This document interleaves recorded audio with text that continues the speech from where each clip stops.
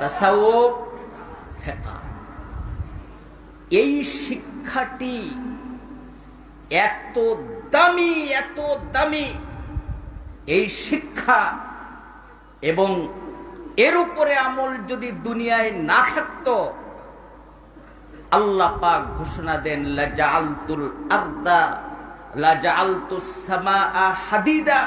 ওয়াল আরদা সাফসাফা ওমা আনবাততু মিনহু হাব্বা ওমা আনজালতু মিনাস সামাই কাতরা বাল আনজালতু আলাইকুমুল আযাবা সাব্বা।